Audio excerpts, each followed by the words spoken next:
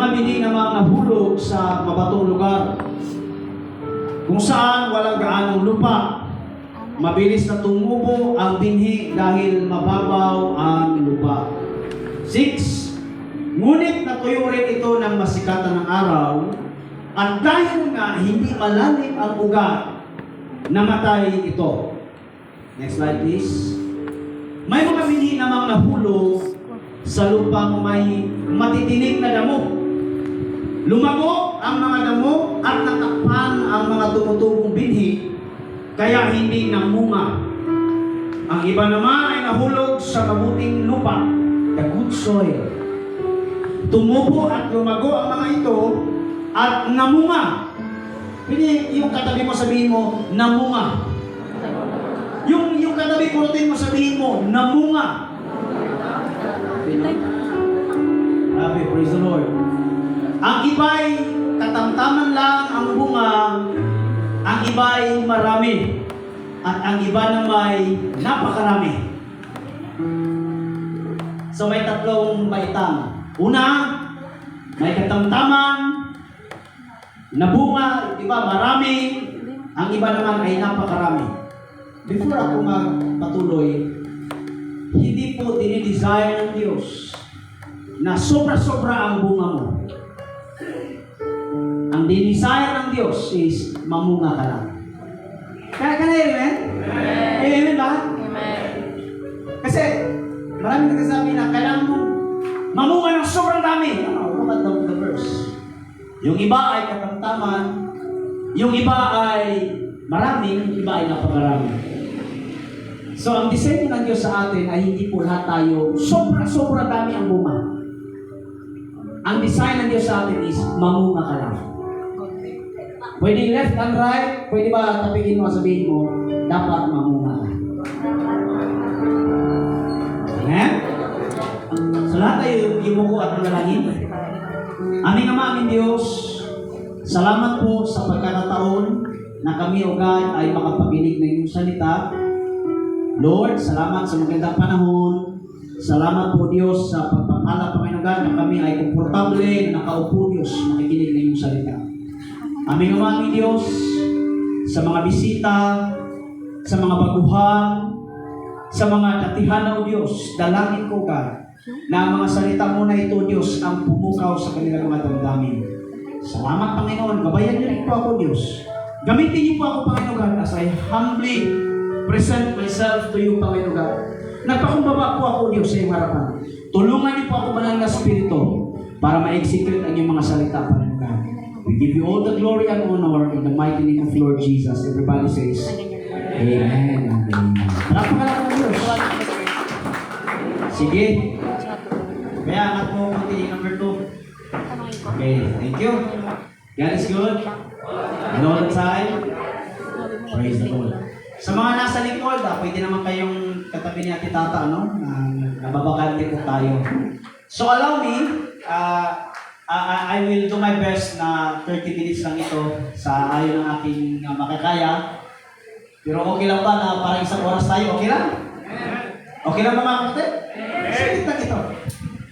This is my last part of my series about it's time to plant. No? So last time we talked about the seed, yung bunga. Sorry, yung buto. The seed. Di ba last time, January, katapusan, I talk about the seed. No? Ano ba ang buto at saan ba ito itatanim?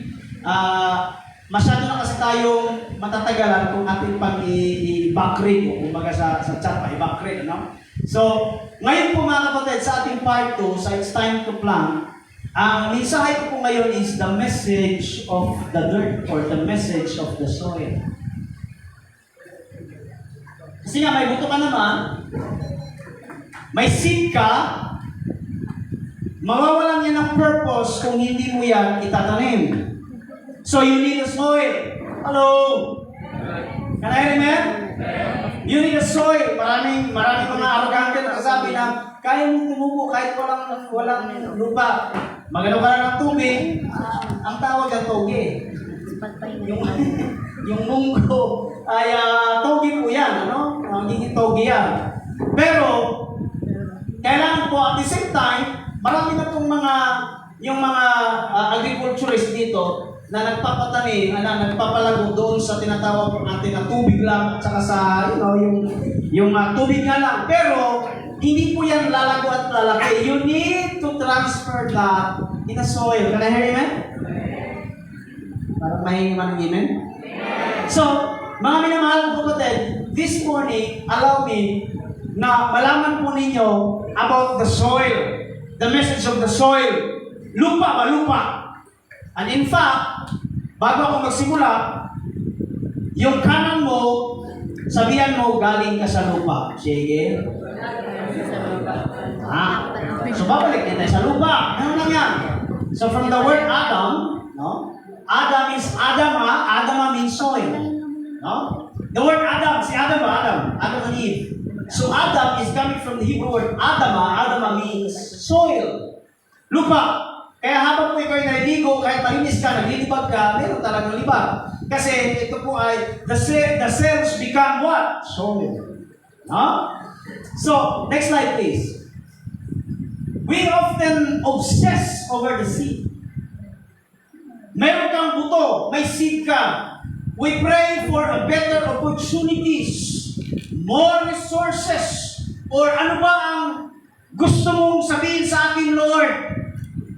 But the master gardener, ang Diyos ba? Ang Diyos, reminds us that miracle isn't just in what is sown. Kung ano ang tatanim, hindi lang doon nagtatapos ang milagro. Ang milagro po mga kapatid ay hindi po nagdidetermina sa kung ano ang itinanim. Dapat may kasama saan mo ito itatanim. You have the seed. But if you don't have the soil, it becomes useless. You have the talent. You have the skills. Kapag nandyan lang yun sa bahay, walang magagawa yan. Kanahirin lang. You have the seed. You have the resources. May mga negosyante tayo dito. If you have the money, pero kapag hindi mo yan negosyo, hindi naman tutubo yan eh. Ano yan? Lalata lang yan sa anay lang yan. That's why if you have the seed, you need to invest it. Depende yan sa lupa na yung pagtataniman. Kaya amen? It's like sa mga binata ba? Lloyd, tangkad ka, gwapo ka. Pero kung hindi mo yan nililigaw, kung hindi ka naliligaw, wala rin. It's become useless. Ay, kanayan naman. Kanayan naman. Ganun kasi ito yan. You have the seed. You have the power. You have that seed. Pero kung hindi mo yan gagamitin, kaya masabi dito, the miracle is just in what is sown. Hindi mo ano yung itatanim mo, kundi saan mo itatanim. Can I hear you, man? And by the way, let me tell you, lahat tayo, here we go, hindi po walang exemption, lahat tayo, pare-parehas ang ibinigay ng Diyos na opportunities. Can I hear you, man? Hallelujah. The seed are perfect na ibinigay ng Diyos sa atin. But the problem is the soil. Kaya this morning, may 4 po tayo na mapag-aralan. Okay? Sige ate. Okay, before John, meron tayong legend. Okay? Meron tayong references. Yung nagsasaka sa talinghaga po na ito ay walang iba kundi ang Diyos. The sower. God. Yung magsasaka. The seed is the gospel. Yung seed na kanyang inihasik is the gospel. Pastor, ano ba yung gospel na yan? Lagi ako narinig ng gospel. The gospel is the news about the kingdom of God. Pastor, elaborate mo, ano ba yung kingdom of God? It is the word of God. Ano ba yung word of God? It is about the news about Jesus Christ. Na si Yesu Cristo, ang tanging daan, ang tanging buhay, at ang tanging katotohanan. Can I hear me? Amen. Simple as this, Jesus Christ is the way, the truth, and the life. No one comes to the Father except through Him. Jesus Christ lived, died, and rose again on high. That is the gospel. The gospel simply says ganito. Gusto nyo na parang mababaw na salita pero malalim. Ano yun? Mababaw na malalim. Basahin na yun. The gospel simply says, hindi ka makapunta ng langit kung walang Kristo.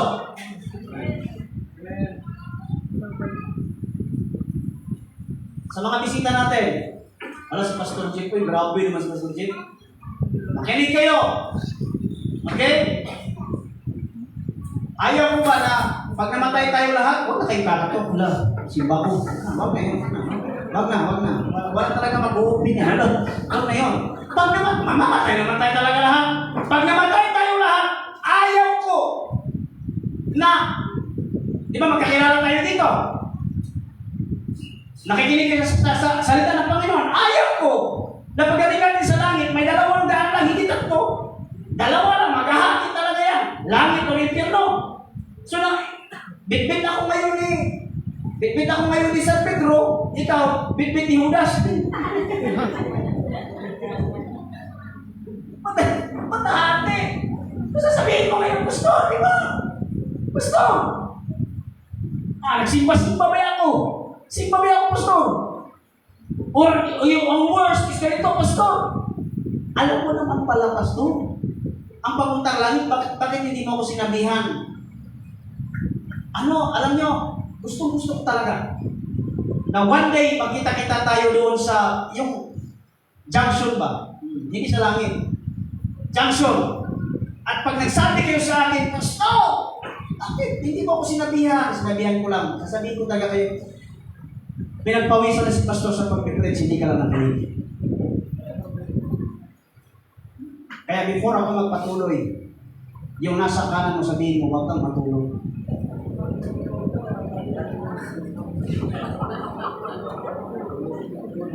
Nagsimba na kayo dito, naligo na kayo, magtulog lang kayo.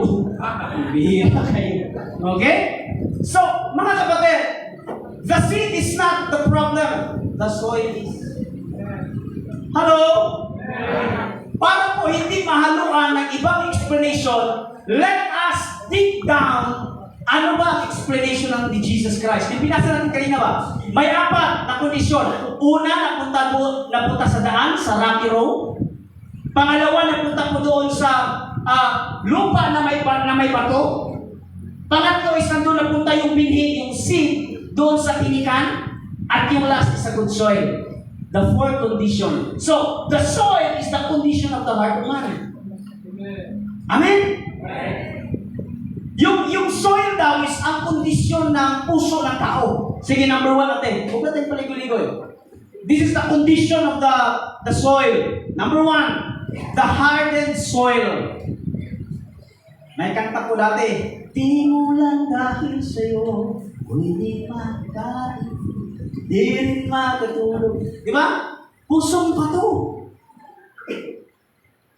Pusong pato. Marami pong mga tao na pusong pato. May kasabihan tayo, walang matigas na tinapay. Saan? Sa mainit na kape. Lalo na pag Starbucks, hallelujah. Sana mahibuin ng Diyos. Kapatid, wala pong matigas na kaluluwa sa mainit na impyerno. So the hardened soil, ano ang paliwanag? Si Jesus na mismo ang nagpaliwanag. Hindi na si Pastor Jet. Basahin natin. This is the straight words from Christ Himself. Ito kay Kristo na mismo. Sabi ng mga disipulo, Lord Jesus, ano ba yung talinghaga mo? Yung parables mo, ang hirap intindihin. Yung 4 na soil. Let us straight from the verse, sabi ni Jesus Christ, ang inaasik na manghasik ay ang salita ng Diyos. Here we go. So may sower at mayroon pong seed at saka may soil. The sower, nag-flip tapos masol. The sower, the seed, and the soil. 15, ang tabi ng daan. Read it very carefully. Hindi lang magbasa. Dapat ang pagbabasa ninyo may pag-intindi. Okay? Hindi kayo bobo. Tamad lang kayo pumintindi. Totoo, true. Amen? Lalo na pag kasi huwag na sa sunod na yan. Wala pa ganun ba? No? Look at this. Ang tabi ng daan, here we go, ang tabi ng daan, kung saan nahulog ang ilang binhi, ay ang mga taong nakinig sa salita ng Diyos. Here we go. Nakinig ng salita ng Diyos. Ngunit dumating agad si Satanas. Sinong dumating? Sinong dumating? Hindi kapitbahay mo, ha? Dumating agad si Satanas at inagaw ang salita ng Diyos na narinig nila. Pwede pawian mo yung kaliwa mo, sabihin mo, hindi ikaw to. Hindi ikaw to. Hindi ikaw to. Hindi ikaw to. Why? Because kahit ang tagal mo, you keep on coming. Amen? Yung iba dito mga kapatid, sobrang tigas. Nakarinig na salita ng Panginoon, wala lang. Pagpakinig dito, ano to? Lapos. Lahos. Hindi ikaw to. Dumating agad si Satanas at inagaw ang salita ng Diyos na narinig nila. Hello, nandiyan po tayo mga kapatid? The hardened soil. Pusong bato. Ang tigas ng mukha. Ang tingin ng mukha. Ang tigas ng puso.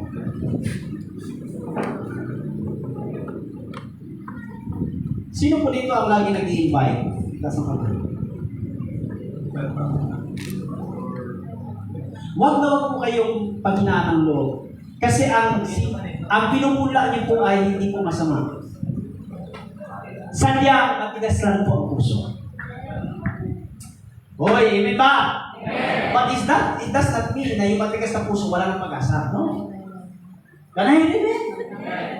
Sadyang yung kanyang puso ay hindi pa open sa Panginoon. Pangalawa, sige ate, ulit tayo. The rocky ground. Hello, buhay pa ba lahat?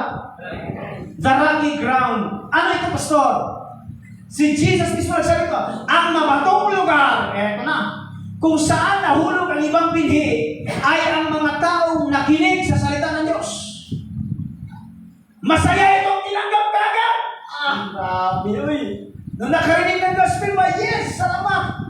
Ngunit hindi taimtim sa puso ang pagtanggap nila. Kaya hindi tumagal ang kanilang pananampalataya. Pagdating ng kahirapan, next slide na, 17. Yan. Ngunit hindi taimtim sa puso ang pagtanggap nila. Kaya hindi tumagal ang kanilang pananampalataya. Pagdating ng kahirapan, here we go, listen to this. Pagdating ng kahirapan, pag-uusig, dahil sa salita ng Diyos na tinanggap nila, tumalikod sila kaagad sa kanilang pananampalataya. Ang gospel po, hindi po nag-aalis sa problema. Huwag mong isipin na pag tumanggap ka sa Panginoon, yayaman ka na. Huwag mong isipin na pag tumanggap ka sa Panginoon, yung buhay mo dati na ikaw ay minimum wager, ay magiging milyonaryo ka na. That's wrong! Yung iba naman sinasabi niya, kapag ako ay tumanggap sa Panginoon, lahat ng aking sakit ay gumaling na. No, that is not true. Ang Diyos ay nagpapagaling, yes! Tanayin, amen? At saka yung iba dito mga kapatid, tumanggap sa Panginoon para maging happy lang. You know, the gospel is not a band-aid solution. Nandiyan pa tayo kapatid? Hindi ito yung pagpunta mo doon sa bundok ng Mount Ararat. No, yung nag-camping ka doon sa bundok ng ano ba? Mount Batulao o saan ba yan? Sumigaw ka doon at pagbaba mo okay na. Hindi. Umakyat ka doon sa Mount Banao, sumigaw ka lahat.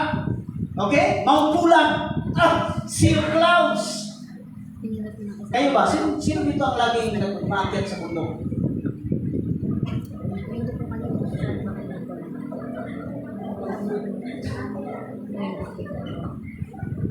Hindi sa akin. Pag magaganda daw at pugi yung umakyat sa bundok, ang tawag dyan ay hikers. Hikers. Pero pag pangit, APA.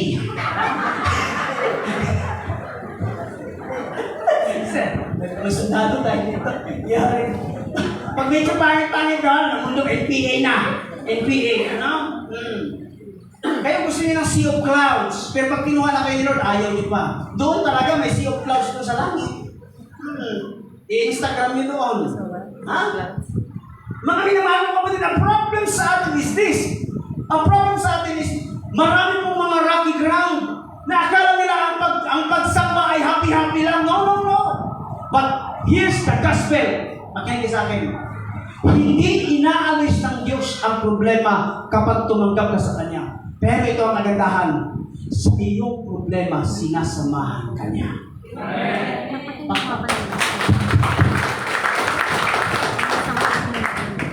Amen!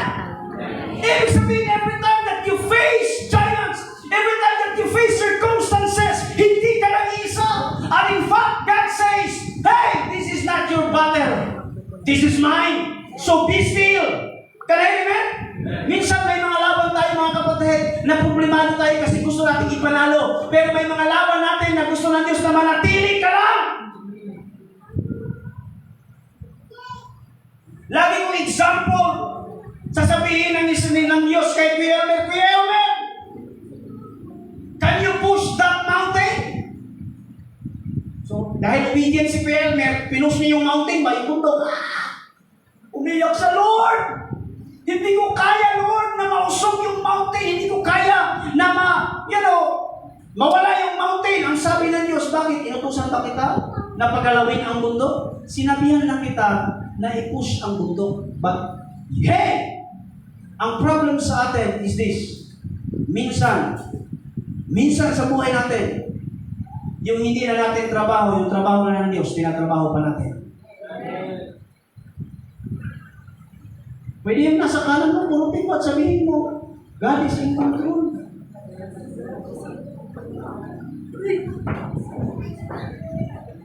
Hi! Hello! Yung mga bata ba, yung mga anxiety, pang bata lang yun eh. Nice house. Pangit ang ulam, anxiety na agad. Totoo naman yan, mga bata kayo, anxiety. Sa amin, kabataan ko natin, alala ko. Kasi ako ngayong taong gala, pagdating ko sa bahay, wala nang pagkain. Para hindi ko masyadong, parang sakirin sa akin, ginagawa ko na lang siya as fasting. So, tanong banal pa rin. Fasting. No? Ganun mga kapatid. Next slide natin. Hindi mo tatagal, okay? Last at pangatlo. The thorny surroundings. Here we go. Here we go. Balik mo nga saglit Balik mo saglit. Isa pa. Yan. Tumalikod sila kaagad sa kanilang panampalataya dahil po sa problema. Hello? Nakarinig lang hindi maganda sa church. Hindi lang nakamayan. Hindi lang nabati sa birthday. Hindi lang, grabe na agad. Still lang Tapos, nilabel pa kami ng mga sasayong daw. Maraming mga marites. Alam niyo mga kapatid? Maraming pong marites talaga dito.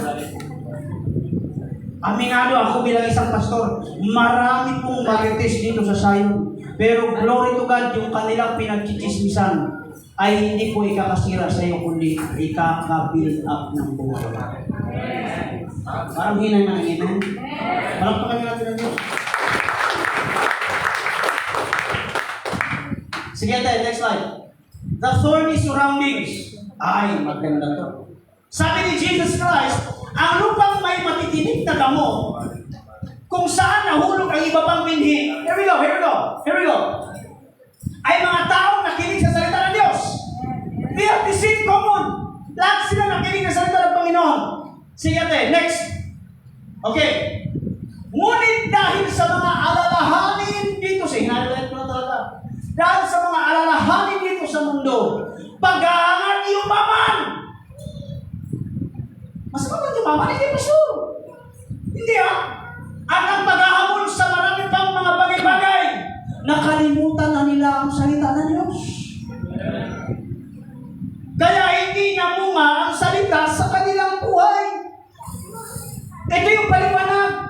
Ibig sabihin mga kapatid, nakubiran siya doon sa mga tinig-tinig sa buhay, mga lalahanin sa buhay. Kahit nga ngayon, may inaalala kayo ngayon eh. Ano kayo ang ulam namin pag-uwi? May alalahanin kayo, naon ko ba yung gasol? Ulan na, naglaba ako kahapon. Mga kapatid ko sa Panginoon, problemado tayo sa mga alalahanin. Can I remember? Ang dami natin problema. Kahapon, kagabi pala, yung kapatid natin, ayaw ko na magbagit ng pangalan, sabi niyo, Pastor, namumroblema ako ngayon. Bakit? Kasi kulang kami ng tao, Pastor, kasi may kabitan dito, kabit doon. Hindi ko alam, Pastor, paano ko hatiin ang tao? Sabi ko sa kanya, Kuya, alam niyo kung sino yun? Kuya, hindi ko naman pagalitan kasi asarap ng kain ko sa pizza at saka sa ano. Binayaran muna ako. Kuya, sabi ko sa kanya, Kuya, di ba ang problema ko dati, ang inaalala ko dati is walang maggusto magpakabit sa'yo.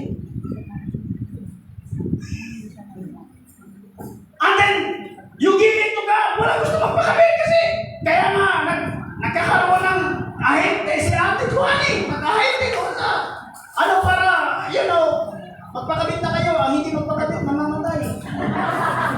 Hindi naman. No? Magpakabit na kayo, ganyan. Eh ngayon, ang problema niya, baliktad na. Pastor, kailangan namin ng ganito, ganyan. Sabi ko, ang ganda problema. Magkalay, amen! Para si Kuya Elmer lang, dati pastor, walang customer. Pero ngayon, pastor, ang dami ng customer, ang ganda problema. Walang pagkakas natin ang Diyos. Masyado kayong nag-aalala sa buhay. Ang dami yung alalahanin. Mga kapatid, huwag yung alalahanin ng mga bagay-bagay. Kalay, amen! Amen. Namumroblema nga kami na walang hindi pala. Hindi nga kami namumroblema ni Papa, wala kami pera. Ako lang ba yun? Parang nilaglag ako ah. Hindi na briefing. Hindi ko na briefing, sayang. Hallelujah! Ako may pera din naman. Ano naman sabihin? May pera ako. Sa gamit niya nakikita, ano? One day in Thailand, pag-aangat na yumaman.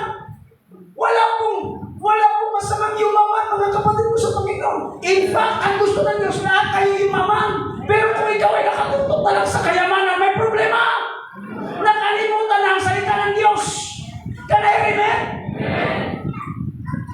Woo! Hallelujah! Nakalimutan din ang salita ng Diyos, kaya hindi namunga.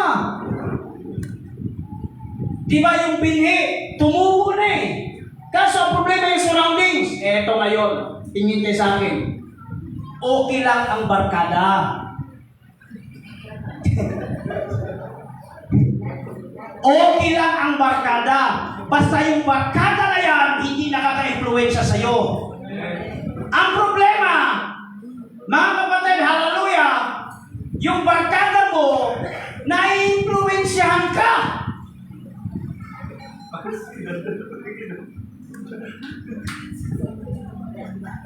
Kaya Dan, may pagkakataon ka pang halis. Kapagdan, maghanap buhay tayo. Hanap buhay tayo. Hallelujah. No? You know, yung inyong surroundings can influence you. Amen ba mga kapatid?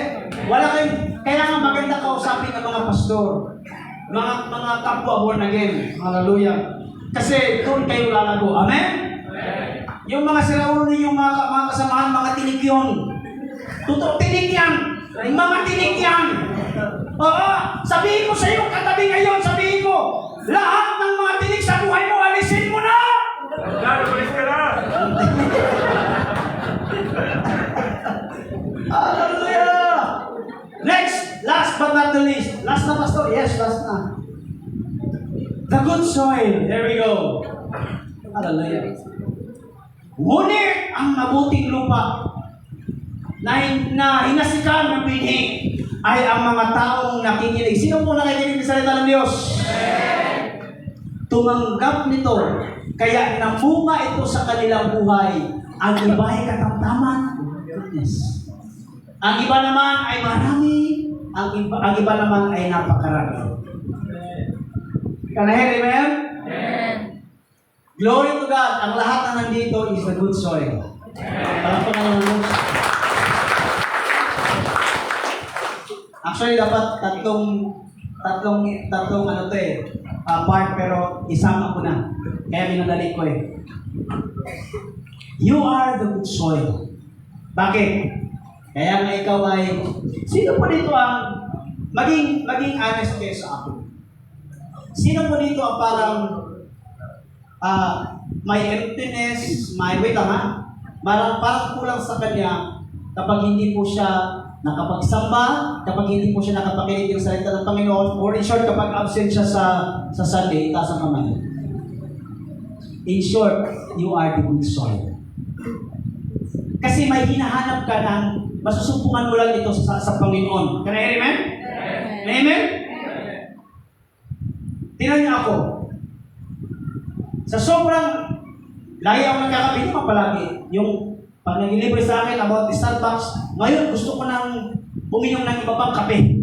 Mag-explore. So in short, walang satisfaction. Pero sa kay Lord, meron at meron. Amen? Now, part 2. Part 2 tayo. Tuloy-tuloy natin. As a seed, kayo, bilang isang mga binhi, kasi lumago na si Lord Lumago na yung binhi na meron sa atin. Can I hear amen? Ikaw bilang isang binhi, pwede bang iset natin, sabihin mo sa kanan at kaliwa mo, sabihin mo, ikaw ang isang binhi. Sige. Okay. Dahil nga po, tinaniman ka na ng Diyos, it is our duty na magtanim din. Woo! Amen ba? One more time. Because tinaniman ka na ng Diyos, it is our duty na magtanim din, na magpunla din. Because ganito ang mag-harvest sa hindi niya itinanim ay magnanakaw. Ang mag-ani sa hindi niya tinanim ay maliban sa nagpaalam. Kasi baka masaktan yung nangamote doon sa buhay. Nagpaalam naman. Okay lang. Kasama po kami. May kamote po sa likod. Okay po. Masarap po. Lalo na yung dilaw. Okay? Salamat sa Panginoon. As a seed, here we go.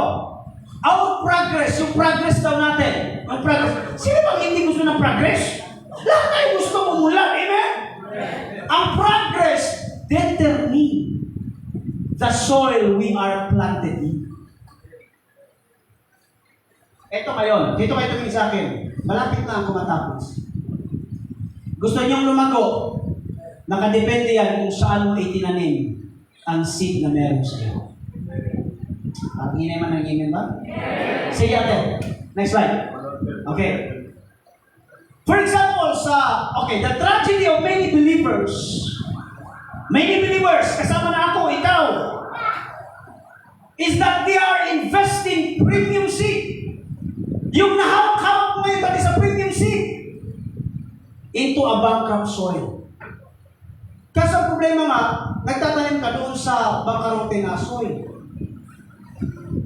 So, pastor, sana ko dapat magtanim. Yan ang pinakamagandang tanong.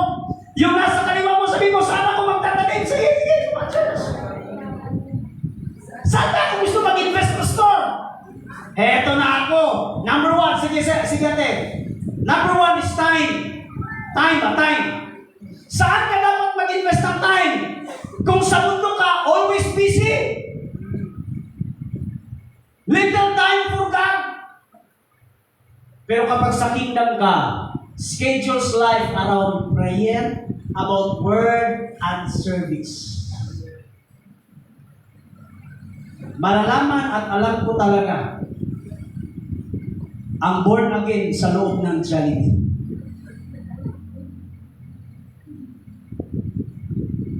Paano malalaman? Yung mga tao agad na bigla na lang kakain kahit mainit pa ang Chicken Joy. Hindi mga born again yun. Kasi ang tunay na born again, kapag kumakain, nananalangin. Amen. Pero wag naman naman yung OA. Yung bang Jollibee, no? Hawak kamay kayo. Tatayo pa kayo. Okay, let us... Oh, Jesus, I rebuke the power of darkness in this chicken joy and this young burger. Oh, healing and deliverance in the name of Jesus. Kumakain ko na, grabe. Rebuke naman yun, rebuke mo. Salamat ba? Your time! Saan ba tayo? Dapat ang ating time. Hallelujah. Mag-scroll down ka lang sa Facebook mo, kaming hamahal mong kapatid, hindi mo alam. Na 5 oras ka na nag-scroll down. Hallelujah. Lahat kasi-klase na pag-iwalay ng mga artista hanggang doon sa Amerika, hanggang sa pagsabog, Epstein Files, etc. Lahat na. Kasama ka na sa keyboard warrior. How about resources? Look at this. Resources. Saan ba itatanim yung resources mo? Kung sa world, spends for comfort, status, and pleasure.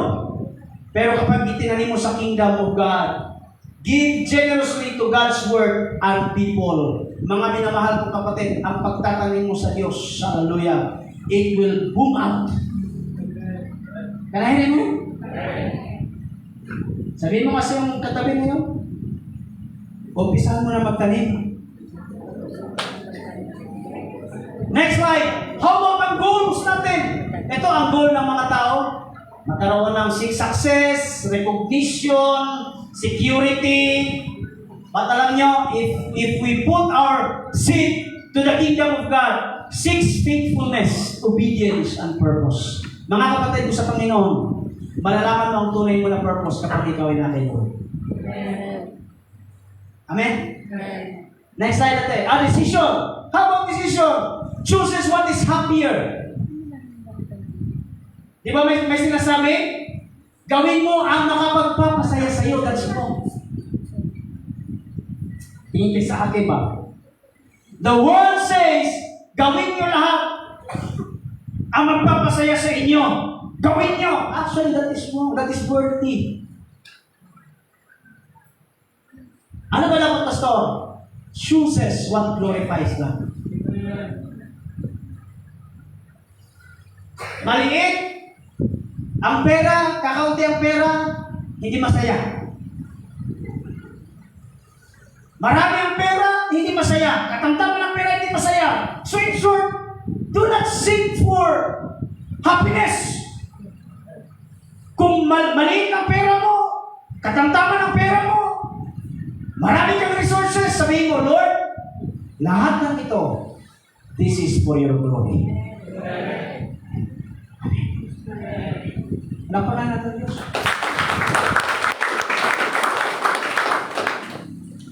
Next slide. How about relationships? Where ang mundo keeps relationship that benefit itself para sa sarili. Nakasarili.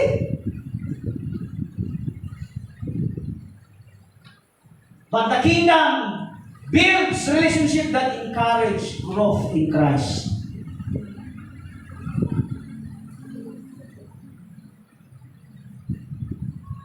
Hello? Kaya pala mainit kasi umulan. How about ang pananaw sa buhay? Sabi ng mga tao, just live it now. Mamuhay ka sa ngayon. Alam niyo, the Bible says, lives with eternity in mind. In short, ang buhay ay hindi nagtatapos dito. May langit po. Amen? Pwede ba yung nasa harap mo, tapigin mo at sabihin mo, may buhay na walang hanggan.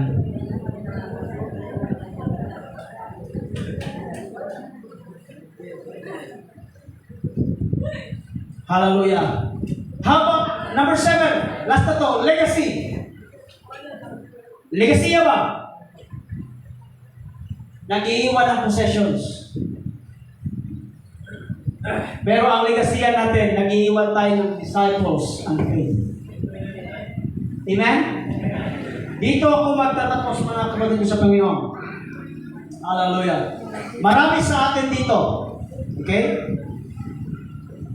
May ari-arian ba tayo pa sa Mindanao? Wala na? Wala na? Meron? At saan ba? Okay. Akala ko may... Yung sa Chocolate Hills, wala ba tayo dito sa Lubon? May pangyayari tayo dito. Ito ang problema. Kayong mga nanay, or kung kayo ay may mga anak, makinig kayo sa akin ha.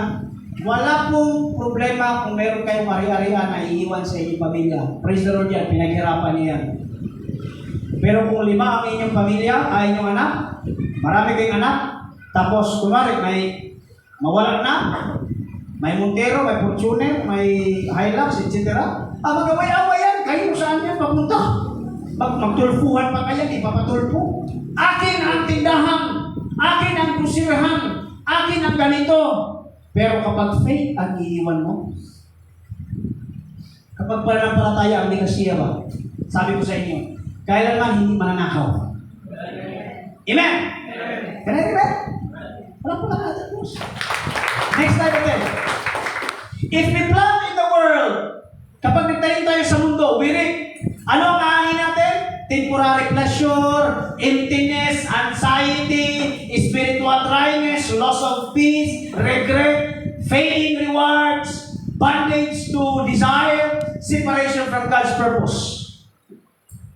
Picturean ka lang yan. Ay, tatagal tayo pag may paliwanag ko. But if you invest sa kingdom ng Diyos, sige natin, lasting joy, inner peace, purpose and meaning, spiritual growth, God's provision, strength in trials, eternal rewards, freedom in Christ, at higit sa lahat, abundant life. Palakpakan natin ng Diyos. Sa akin pagkatapos, sige tayo, next slide. Your fruit ay nakabase sa iyong roots. Sino dito ang gusto ng fruit? Ay! One more time. Sino dito ang gusto mamunga?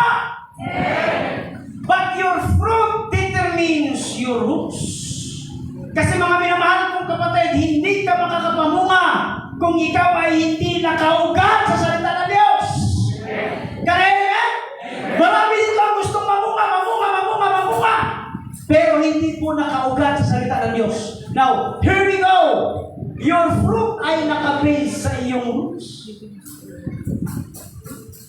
At higit sa lahat, the basis of fruitfulness of our faith is in the basis of longevity. Pastor, paliwanag mo. Gusto natin agad mamunga. Di ba pag nagtanim ka, gusto agad, mamunga ka. Pero alam niyo, bago ka mamunga, kailangan dumaan sa season. Kanahirin eh. Mga kapatid, pwede ba akong makiusap sa inyo na tumingin muna kayo sa akin? Marami dito gusto mamunga. Naghahanap agad ng bunga. Pero kapatid,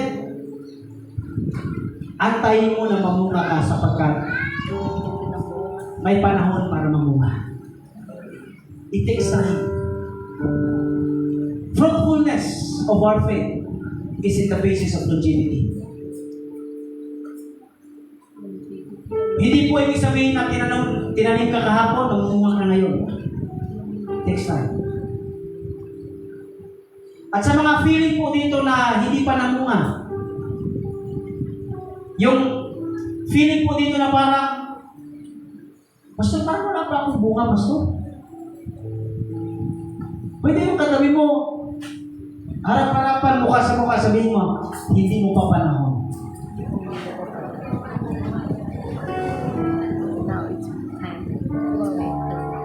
Pastor, bakit si Sister ganito, Pastor, pinag-yaman? Bakit si Sister ganito, Pastor, ay pinalagong po? Bakit ako, Pastor? Hey, let me tell you, bawat isa sa atin ay may season. Amen. Kaya amen? Huwag kang magselo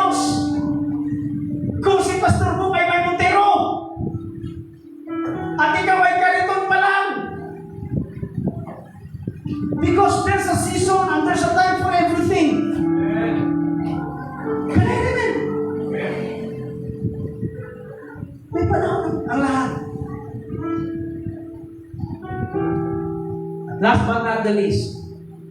Hindi ka mamumuma kung wala kang itatanim.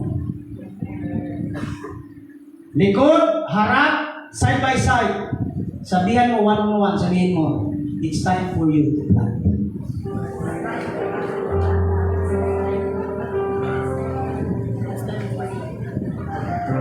Umpisahan niyo ang pagtatanim dito sa altar mamaya-maya.